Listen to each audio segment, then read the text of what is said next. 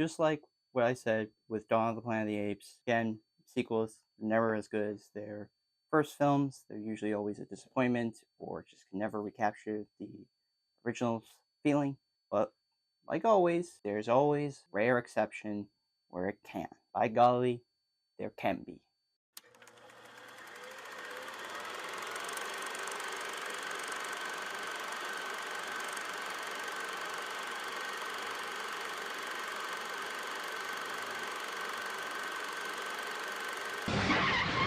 When all that's left is one last chance. Pray that he's still out there. Somewhere. Mad Max 2. The Road Warrior, aka pretty much just Mad Max 2. Everywhere else, it was called Mad Max 2, The Road Warrior, but in North America, it was just called The Road Warrior. It's once again directed by George Miller and written by Terry Hayes, George Miller, and Brian Hannant. The film stars Mel Gibson, Bruce Spence, Mike Preston, Max Phipps, Vernon Wells, and Emil Minty. According to IMDb's plot synopsis, in the post-apocalyptic Australian wasteland, a cynical drifter agrees to help a small gasoline-rich community get rid of a horde of bandits. So this was the film that got people interested in Mad Max. This was pretty much the first time that Americans got to see Mad Max, and then probably after this movie they went and watched the first one if they were able to back in the day. It caught the most attention than the first film ever did because, again, the first film was a little bit more low budget. It was still accessible in some areas around the world, but not as much as this movie did. And when I watched the movie a couple of years ago, when I was watching the first film all the way up until Fury Road, I thought that this was a improvement. I thought it had done some things right compared to the first film, and having rewatched it, I still think it is an improvement over the first movie. So here are some of the positives that I found with this film. Performances are enjoyable. Mel Gibson is charismatic and tough as Max Rockatansky. Gibson plays Max as a man who's given up completely on humanity. As you saw in the first film, you saw how that turned out for him, and he has now fully embraced his darkness and has truly fell into depravity with regards to the rest of humanity. But Gibson still shows a little bit of his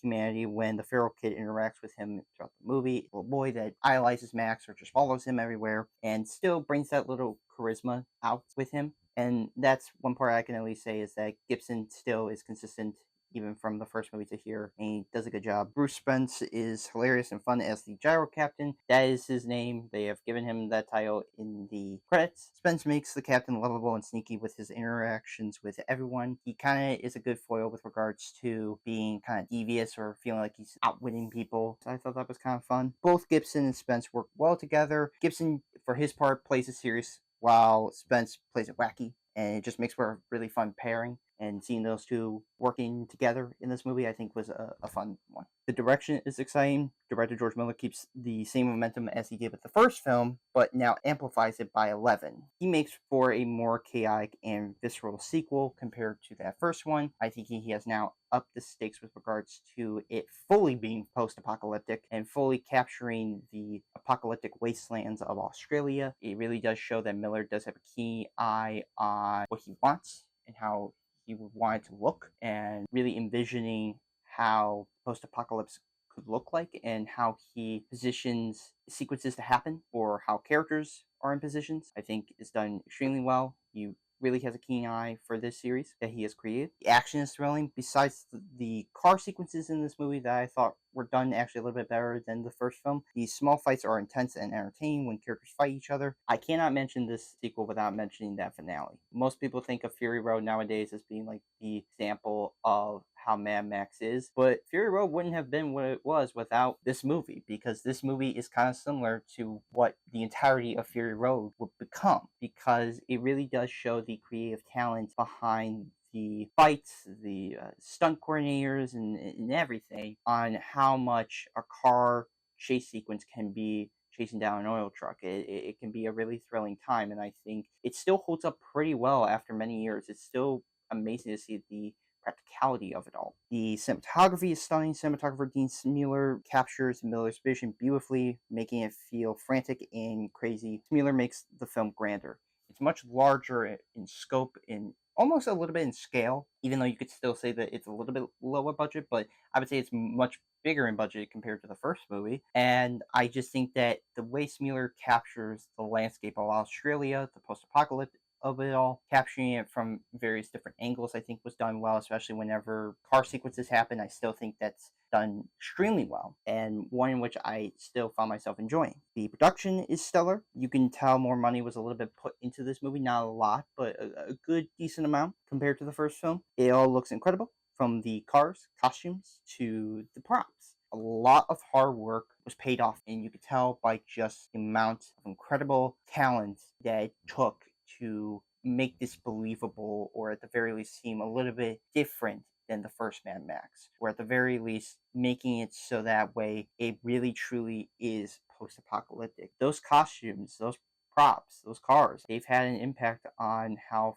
films usually depict post-apocalypse. Years later with something like Furiosa, and it still retains that. But other shows and movies, regardless on what their influence was, you could still see a bit of influence from the Road Warrior in a way. And it's still amazing to see the impact it has left on how movies that are set post-apocalypse can still retain that feeling of Mad Max in a way. The music is excellent. Composer Brian May, just like Miller, amps the score up, keep the intensity from diminishing, and truly May understands Miller's vision through and through. It's always great to have a composer that can almost be on the same wavelength as you. And I always kind of like that with regards to having either cinematographers, writers, actors, or even composers that just can understand the vibe and style you're going for. And I feel like May knew what Miller wanted, still keep that orchestral score that was in the first film, but amplify it with like kind of like rock music in a way. And I think it really does fully capture that apocalyptic feeling to it all. The story is great. Having Max to help this gas town community from a bunch of bandits makes it fun and really captures the apocalyptic feeling of it all. And I know I say that word constantly, but still a huge improvement over the first film for me, because first film I think is okay with its story, but I just feel like it's kind of going through the motions of just building out this world. And while I understand that the whole point of it was Max going after this biker gang, I just feel like this movie's story feels cohesive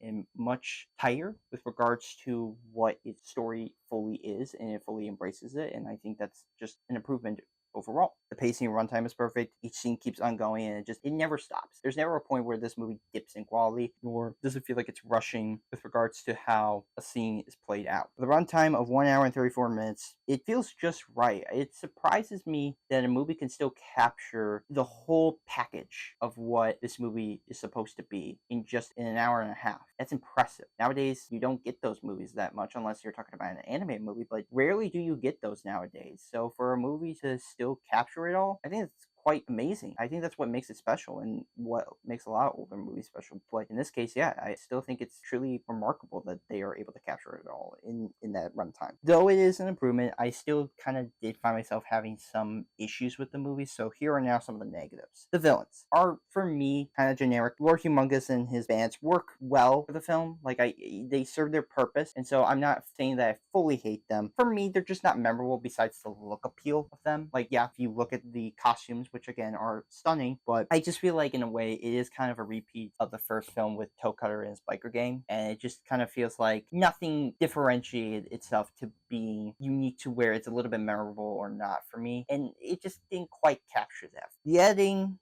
I still feel like is rushed. I still feel like some scenes are just quickly put together much faster than how it should be and how the editing should be positioned. And just like with the first film, some car sequences would still be sped up, and it's very noticeable, and it does kind of a little bit date the movie with that regard, which is kind of a disappointment because I felt like if they had not done that, it could hold up massively. But there's just sections where it can sped up, it can cut corners with regard to its editing, that it does kind of feel like it shows its age a bit. This is just another rare case where a sequel is better than the first film, feeling bigger and bolder with a budget that makes it feel epic in so many ways. At the end of the day, The Road Warrior, to so many people, it's a classic action movie through and through, and one in which so many fans of Mad Max still love to this day, and fans still debate on whether or not this movie or Fury Road is considered the best films in the franchise. A lot of people struggle with which one is better, but for me, I can at least say I always have a fun time watching this, and if I were to rewatch it again, yeah, I would still have a fun time with it. So